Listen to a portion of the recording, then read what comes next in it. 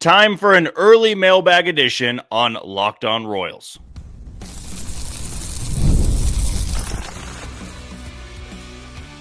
You are Locked On Royals, your daily Kansas City Royals podcast. Part of the Locked On Podcast Network, your team every day. You are tuned in to another edition of Locked On Royals and the Locked On Podcast Network. I'm your host, Jack Johnson, and you can find me on Twitter or X at JohnnyJ_15. That's at JOHNYJ_15. You also can listen to this podcast wherever you download them: Spotify, Apple Podcasts, Amazon Music, Google Podcast, Odyssey, and YouTube. Just be sure to hit the follow button and subscribe. For you first-time listeners, here's how we do it over here at Locked On. We bring you 5 episodes a week. When you come to this podcast, though, we're not always at the same time, as I've been talking about in the last couple of episodes, so feel free to go listen to those. But sometimes they're after the games, sometimes they're before the games, but you can always count on these mailbag segments to be in the morning or in the afternoon. And that's where you send in a question to me, and I will do my best to give you the best possible answer. We also give you 60-second recaps after each and every game, though might be a little bit different this week. As I've said before, traveling to a wedding that I'll be in, so not sure if I'll be able to get up a recap on Friday or Saturday. I'm sure my buddy would kill me if he found me to take it a step aside to do a 60-second recap. But if we're done for the night and I have a little bit of spare time, really just a minute, I should be able to get one up. Now, I will be in the Bay Area Sunday through Wednesday for the Royals and Giants series, so we will have those 60-second recaps on Sunday, Monday, and Tuesday, and then we'll be back to normal on Wednesday, bringing you those episodes. I just won't have the time or the setup to bring you those 30-minute episodes while I'm in San Francisco. But we're going to make it up over the weekend. So you can expect episodes next week, Wednesday through Sunday. So that's what we got lined up for you. That's how the format works. So let's get into our questions today. However, I actually forgot this part. One more reminder that today's show is brought to you by Gametime. And with Gametime, you can use our code of LOCKEDONMLB for $20 off on your first purchase. Those terms apply. So again, download Gametime today. What time is it? It is game time. First question we're going to get to comes from Twitter, and this comes from Baseball9295. What would be the benefit of having Cags bounce back and forth between first base and right field if the goal is to have him in the bigs this year? Do you feel it's gearing him to platoon at the next level, or just to keep his feet wet in right field but keep him naturally at first base?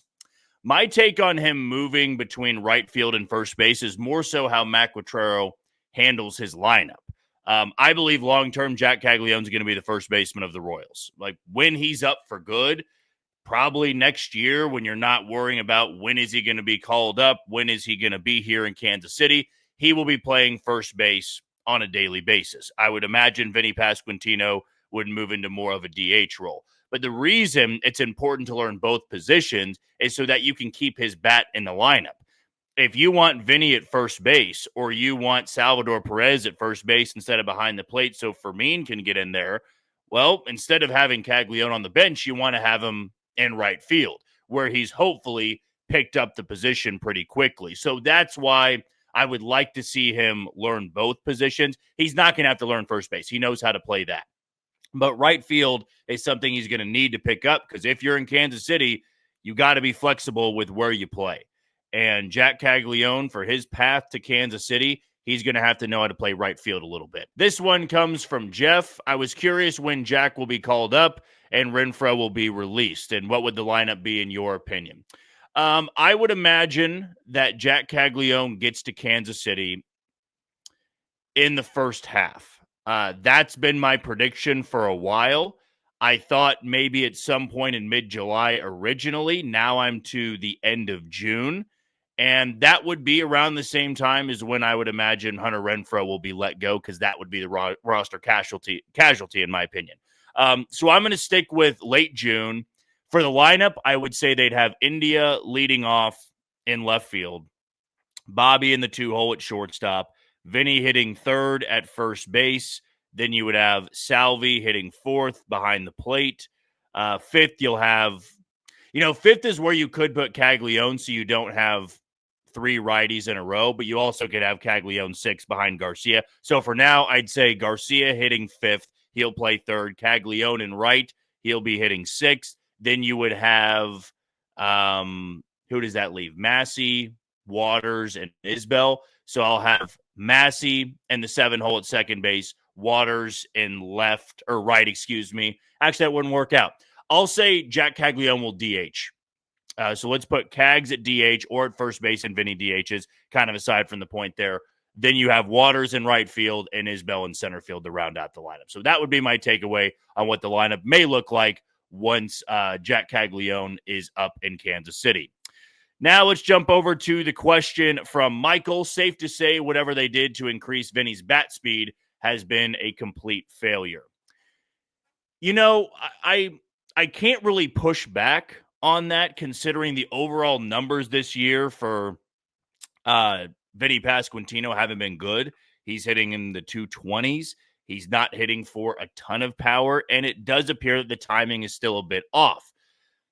Though you look back at the last 15 games and he's hitting about 297. He's still not getting on base at a super high clip, but it's kind of what he did last year, where he hit about 260, 265 and got on base at a 320 clip. That's what you need from Vinny Pasquantino. But I will say with this bat speed thing, there is upside to it, but it's almost too late in the game now, though 45 games isn't a lot, but to completely alter your swing back to maybe slowing it down a little bit, I guess it could happen. I don't know if Vinny wants to do that or if they're going to continue to try this, but hitters are always going to be trying to adapt and learn different things. And I still am pretty hopeful that Vinny's going to get things figured out for an extended period of time. It just looks a little bit worse when the 3 and 4 hole hitter, as we talked about on Thursday's episode, when they're hitting 220 and 221 and OPSing lower than what Kyle Isbell, your 9 hole hitter, is doing. This one's from Jason. Should the hitting coach be on the hot seat right now with the offense performing the way it is? Gotten this question a few times before, and I'm going to say no. The big reason is I believe that the players work really well with Alex Zumwalt. I believe he's a very bright mind. And look, the Royals are 25 and 20. When you fire a pitching coach and a hitting coach, to me, that's almost signaling a little bit of the white flag of we know this season is not going to be turned around. And maybe more importantly, it's to send a message to the clubhouse or to ignite everybody in the clubhouse that, hey, these hitters cost somebody their job, or maybe they weren't working as well with that coach. But to me, I feel it's more so about how the lineup just is in general. It's an inconsistent lineup. There's a lot of ups and downs, and I'm not sure firing Alex Zumwalt and Keone Duren and guys that are helping out with the players is the best thing for this team. I believe when you fire a hitting coach or a pitching coach, it's to send a message. And the Royals don't need to send a message right now, in my opinion. I mean, if this offense is 28th in the league at the All-Star break, maybe you do look to changing things up. But to me, it's more so about bringing in more players for the lineup, not firing a coach. At the end of the day, the players have to go up to the plate and do well. The hitting coach can give them adjustments and they can give them things to work on, but those guys just have to go out there and improve and do it. And to me, if you were to fire him and bring in someone else, you're not going to see drastic changes all of a sudden.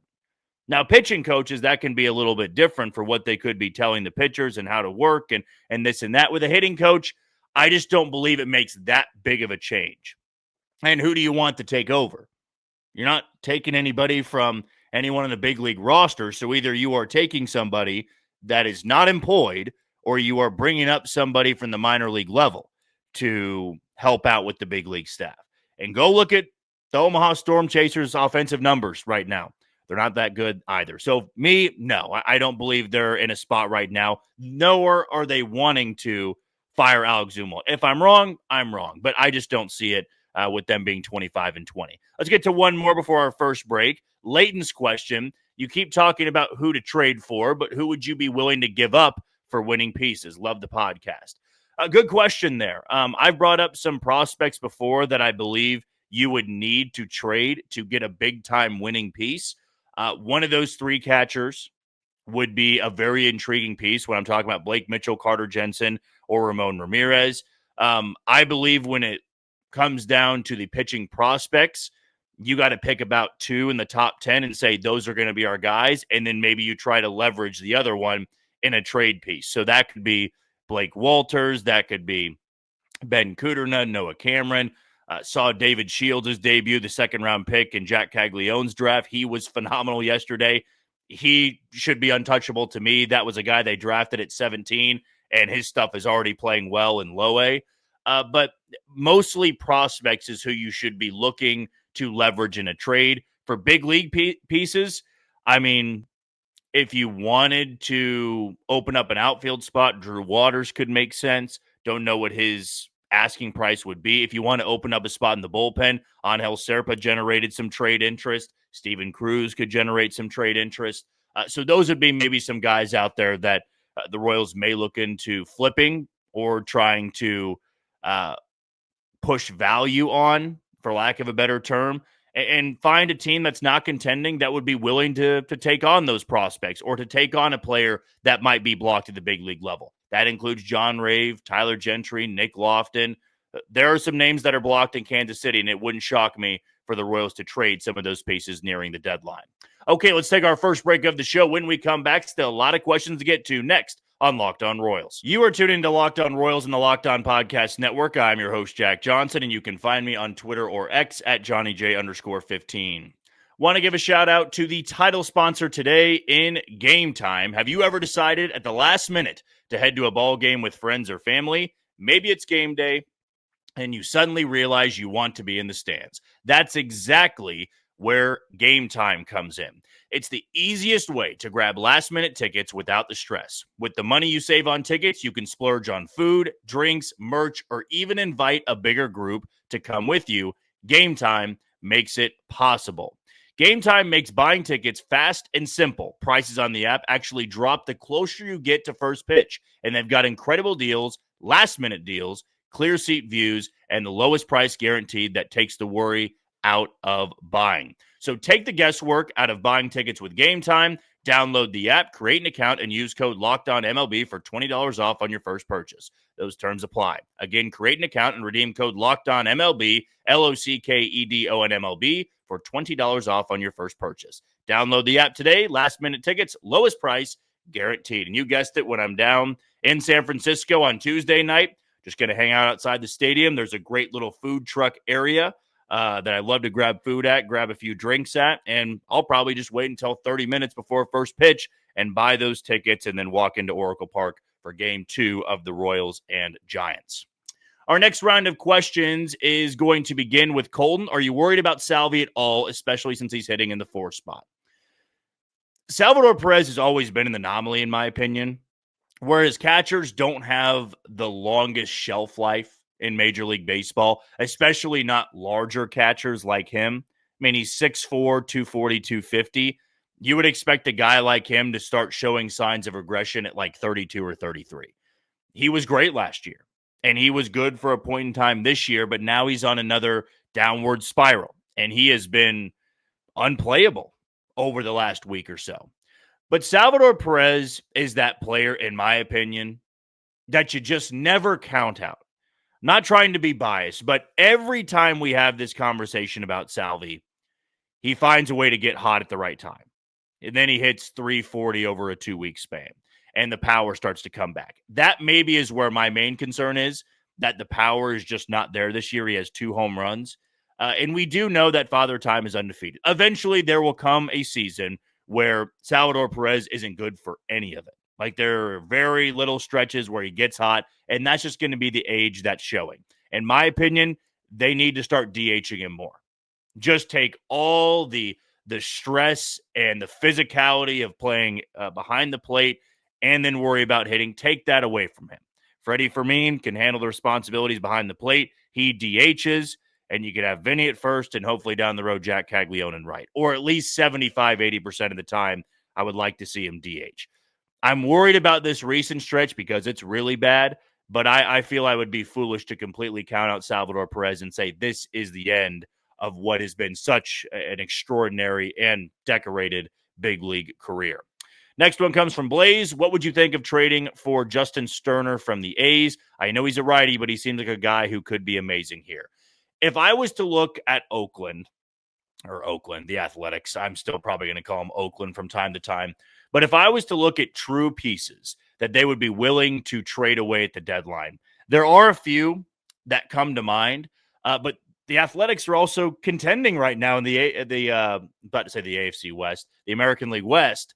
They're contending. I don't see them being sellers anytime soon, but the name that comes up for me, if they were to go out there and get a swing starter, it could always be Noah Cameron. But let's say Noah Cameron was somebody they were trading at the deadline for a big bat to put in the middle of the order. For me, I would love to see them go after someone like Jeffrey Springs. Now, the numbers overall aren't great.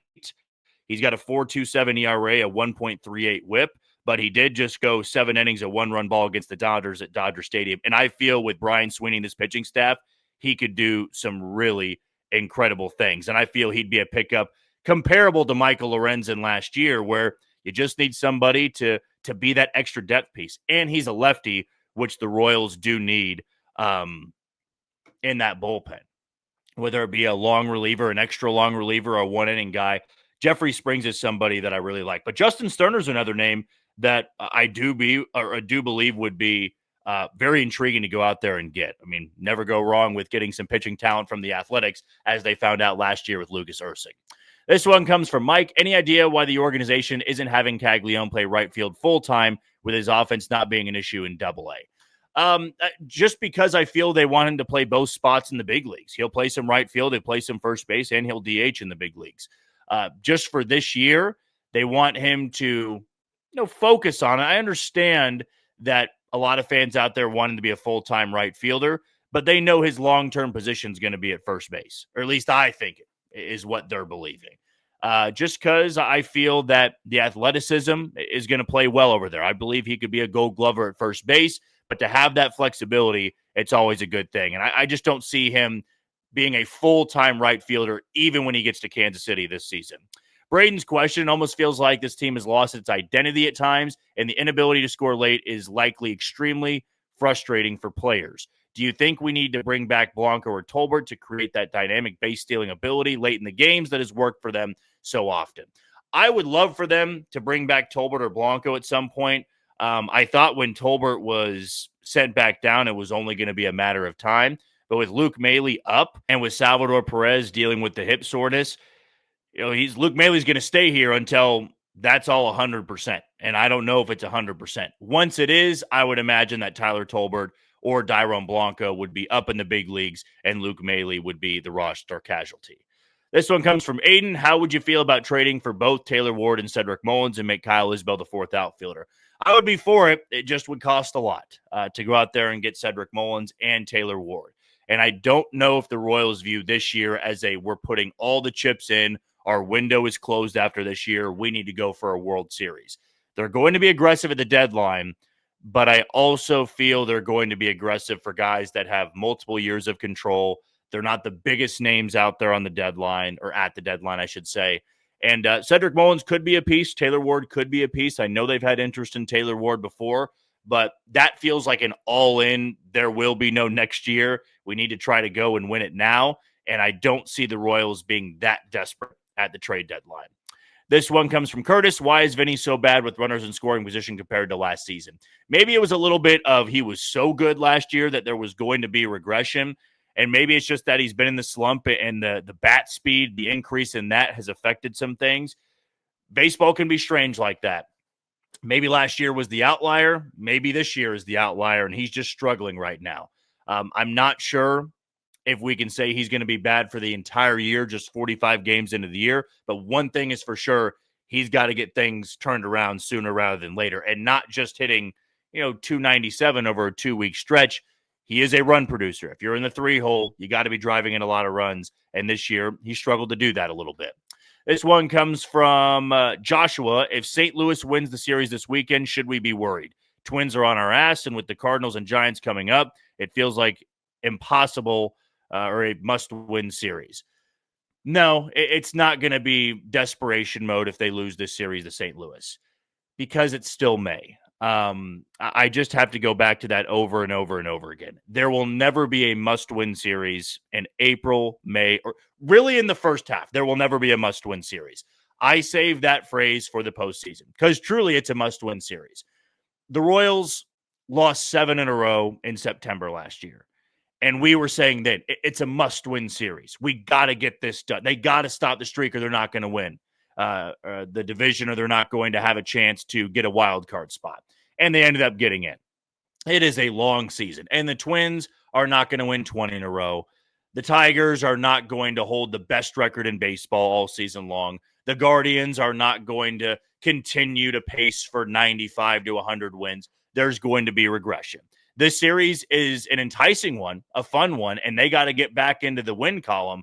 But to me, no, I'm not going to go as far to say that this is a must-win series and they got to have it because Minnesota's right behind them. If the Royals are in fourth place, 5.5 back at the end of May, it's not good, but it's not the end of the year. So I get where you're coming from, but I'm not going to go as far to say this is a big-time series they have to win because they've also played really well over the last 20 to 25 games. Like last Saturday, they were 16-2 over their last 18 games, and a 2-4 stretch over 6 games is not making me feel worried whatsoever. Okay, let's take our final break of the show. When we come back, we'll wrap up our final set of questions next on Locked On Royals. You are tuned into Locked On Royals and the Locked On Podcast Network. I'm your host, Jack Johnson, and you can find me on Twitter or X at JohnnyJ_15. Our final sponsor we're going to tell you about is FanDuel. The NBA playoffs are in full swing, and every night delivers highlight-worthy performances, major momentum shifts, and can't-miss moments. Whether it's a game-winning shot or a breakout player, there's never been a better time to get in on the action. FanDuel makes it easy to stay in the game before tip-off and live. With player props, performance trends, and same-game parlays, fans have more ways than ever to play smart and win big. New to FanDuel, it's the perfect time to sign up. Head to FanDuel.com and place your first $5 bet. If it wins, you'll get $200 in bonus bets. Make every moment more with FanDuel, the official sports betting partner of the NBA. And for my pick, I'll take the over on strikeouts for Cole Reagans tonight against the St. Louis Cardinals. Let's get to our next question here from Jerry. Jerry's question is, I think the Royals should release Renfroe and bring up either Rave or Lofton and start them 5 games a week until July 1st and see what they can do. That would give the Royals a good idea about what outfield help they need and / don't need in a trade. Waters showed after playing daily. Yeah, I could see Nick Lofton or John Rave getting an opportunity to play here in the next month and a half, but are they the long-term solutions? I know you're not saying that in your question, but it is worth a shot. But I don't believe they'd be playing every single day, even if they were called up, because Hunter Renfroe's not playing every single day. Would like to see Nick Lofton or John Rave up here, but if they are to be in Kansas City, it would be in a bench role. This one comes from Steve. 2 questions. Number 1, what does Vinny need, or does Vinny need to go down to either get straightened out or get an attitude adjustment? And number 2, just how big of an issue is the Salvi situation going to be moving forward, thinking he may be in the tank? Number 1, Vinny's not getting sent down. They're going to let him try to figure it out here at the big league level, and I don't believe that attitude is an issue for him right now. Number 2 with Salvi, as I said, I'm not going to count him out. I'm never going to completely rule out a turnaround for Salvador Perez, but this recent stretch has been really bad, and it's been a big reason as to why this offense has slumped in that Boston and Houston series. Danny's question, when is it time to option Serpa and bring up Sisk? He's just not cutting it right now. Also, is Lofton going to KC soon? With Lofton, I'm not 100% sure. It feels like who they have in the big leagues is who they're going to have until Salvador Perez is 100% healthy with that hip soreness. And when it comes to the left-handed spot in the bullpen, I would like to see Evan Sisk. Taylor Clark pitching so well has probably earned him a spot for the time being. But yes, Serpa needs to get a lot better, or his job is going to be on the line. We saw it last year where when he wasn't pitching well, they eventually optioned him. And I believe that Evan Sisk would be the first lefty to get that crack again in the Royals bullpen. This one comes from Jacob. When Sam Long comes back from his injury and has to report to the team, do you think they will DFA him or make another roster move? We just haven't heard anything on Sam Long, so I'm not expecting him back anytime soon. And I just feel that he's thrown his last pitch in Kansas City this year, unless a lot more injuries happen to left-handed arms in the bullpen. This one comes from KC Sports Authority. Is it time for Nick Lofton to get another look as a super utility guy over Biggio? I wouldn't hate it. Nick Lofton just really struggled last year, so there's no guarantee he does better than Cavan Biggio. And even though Biggio is not hitting for a high clip, he's getting on base at a higher clip than I believe Nick Lofton would. But you never know. When it comes to that super utility spot, I mean, Cavan Biggio was a minor league deal guy, so it would be pretty easy to cut ties with him financially if they were to make that decision. Let's jump over to YouTube here. This one comes from Robert. I agree with you about the pitching on Wednesday night. Hindsight is always 20/20. My next question is, do you think Picola needs to be putting the full court press on getting a bat via trade now?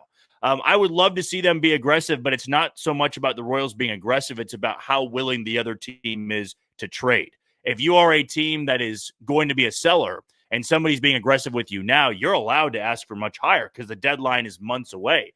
When you get to the deadline, you don't really have that leverage anymore. So I'd imagine the Royals are trying to look for different outlets and different players, but you also have to have two teams to make a trade. And I don't see any other selling team being as aggressive unless they got exactly what they wanted from the Royals.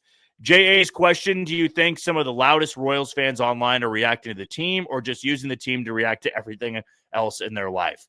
I would say that it's fandom, right? It's sports fandom, and it brings out some nasty emotions. I've done it before. When you're pissed off about a game, you start ranting and you want to rant online. But I've always found that after you rant, the next day you feel totally different. It's like, oh, I shouldn't have been that mad. But I understand the frustration. And what I will always say, and I feel I've said this since taking over this podcast, I'd much rather people be very upset after losses than not care at all. When I did this podcast in 2023, there were a lot of nights that they lost. You didn't care because they were going to lose 100-plus games anyway. But that is a funny question to ask here for this mailbag segment. This one comes from Spoons. Question for the lineup to change. First base, Vinny. Left field, India. Shortstop, Bobby Witt. DH, Salvi. Third base, Garcia. Right field, Waters. Second base, Massey. For me, catching Isbell, center field. The leadoff change. So that's actually an order there. So Vinny leading off, Vinny or India in the 2-hole. I don't hate it. I just don't see Vinny as that much of an on-base guy anymore. He's too swing happy, in my opinion. And Jonathan India is hot right now. I don't want to move him from the leadoff spot. I like the idea of the Schwarber type move where you have somebody who can hit for power when he's going well, but Vinny's not hitting for much power right now. And Jonathan India is getting on base. Plus, the Royals love to run bases. They love to steal bases. And Vinny being a leadoff guy would hamper that a little bit, as you'd know. Don't hate the question at all, though. DJ's question, does Javier Vaz get called up to the bigs this year? Do you think he's the future leadoff hitter considering his high walk rate and low strikeout rate? Well, I can't always count on AA or AAA numbers to translate to the big leagues. That's the big conundrum, if you will, with a lot of Royals prospects. They can't make that transition. But Javier Vaz, to me, if he gets to Kansas City this year, would be the utility guy. He'd be what Cavan Biggio is. He'd be what Nick Lofton would be. But I see him more as a 9-hole hitter than a leadoff hitter in the future for the Royals. Shane's question. When Casey ends up in third place in the division because JJ didn't fix the offense in May, yet signs a 45-year-old pitcher, do you think that will cost JJ his job? Absolutely not. And the Rich Hill signing, I feel that we've had a few people overreact to that. It might be because Kyle Wright is having a bigger setback than we may anticipate, and Rich Hill's trying to make a comeback. He's throwing in Omaha, and they're paying him the league minimum if he gets to the big leagues. He will try to address the problems with this team the closer we get to the deadline, as every team, every contending team tries to do. It's hard to make trades in May, but J.J. Picola is not going to lose his spot. He had maybe the most impressive offseason we've seen from a GM in Kansas City with last year. Waka, Lugo, finding Cole Reagans, bringing in now Carlos Estevez to be the closer, going after Jonathan India and only giving up Brady Singer, putting faith in Chris Bubich. He is a very bright mind, and he is in no threat or doesn't have any threat of losing his job right now. He's not on the hot seat. And even if the Royals don't make the postseason, I don't believe it's going to cost him his job at all. This next one comes from Beeve. Do you think Bowen is going to be a big trade piece for the Royals to try to get a bat for the lineup? Who else do you think is expendable to get a bat later on? Anybody that is blocked at Omaha should be an expendable piece that you can trade because you have confidence you can replace them in AAA. Jonathan Bowen could be. He's got the frame to be a starter. He also could be a power arm in the back end of a bullpen. I wouldn't be shocked if they trade him. He just doesn't have a lot of big league experience, and he's an older prospect, so I'm not sure what you'd get in return there. But yeah, anybody that's blocked in AAA Omaha, they can be a piece you could be looking into moving around the deadline. This one comes from Drew. My friend Jameson loves beer and was wondering, what are your favorite beers to get at Kauffman Stadium? I always go with the Coors Banquet every time I go there. I like all kinds of beer, though, but if you were to run into me at the ballpark, I probably have a Coors Banquet more often than not. This one comes from Dave. How many holes do we need to fill to have a legitimate shot at winning the World Series? The NL side is kind of terrifying. Yeah, the National League is stronger than the American League this year. I don't know what you would have to add to beat the Dodgers or beat the Padres. The focus should be on winning the division first, then winning the American League, then worrying about there. They would just have to get lucky in the World Series. They would have to have their pitching reach a new level that we haven't even seen yet and try to hold down the best team in baseball, which is the Los Angeles Dodgers, if they were to get back. But once you get to the postseason, it's fair game. Anything can happen there, and you can see some shocking upsets. To me, it's not about what they can bring in. It's about getting hot at the right time. This one comes from, looks like, Ben, who is the current and all-time Royals most underrated player. Current most underrated player, I will say, is, let's go Daniel Lynch, just because he's not a high-leverage reliever. He's not a long reliever. He's just really effective in the bullpen. And then for all time, maybe Gerard Dyson. He was one of the best defensive outfielders, could steal bases, and was a very perfect fit as a fourth outfielder. But that's more so just playoff teams. If I was to go all time, there are a couple names that come to mind. David DeJesus would be one. He was so effective just on bad Royals teams when it was all said and done. The next one here is coming from Coy. Go-to spots to eat in San Francisco. As I brought up, there's this little plaza hangout near the stadium. There's food trucks. There's beer gardens, and that's where I go all the time. There's also a little sandwich spot. I'm blanking on the name. That's not far from Oracle Park. I love going down there, though. My brother lives down there, so I'll be going to the game with him. So yeah, the food is great there. If you love seafood, if you love Korean food, great there as well. There's all kinds of great food down there. There's a good burger joint I've been to as well. So there's never been a place I haven't liked, is what I should say, for my go-to spots down there in San Francisco. And looks like the last one we'll get to. And as always, if I missed your question here, just respond to this video. I'll get to it by the end of this weekend so I don't leave you feeling left out.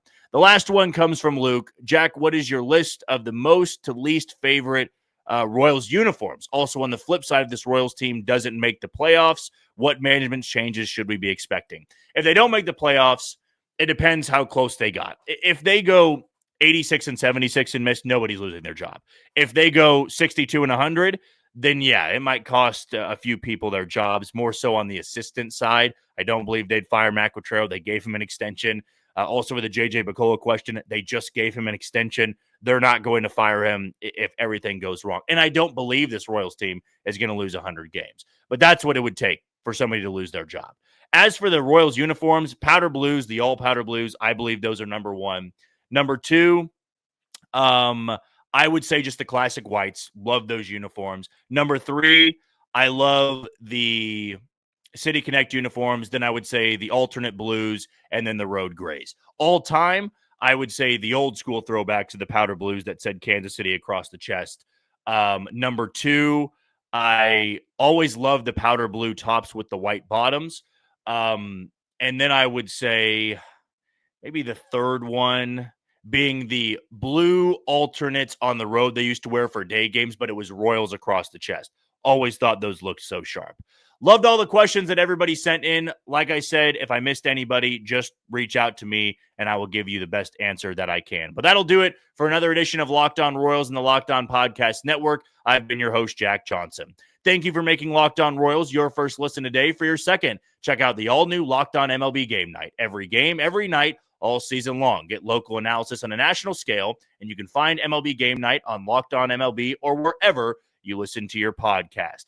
Our episodes will return next Wednesday. I'll try to bring you as many 60-second recaps as I can. I'll be giving you A lot of coverage from San Francisco for the Royals and Giants series, but first things first, got to take care of the St. Louis Cardinals. But until next time, you take it easy, Kansas City.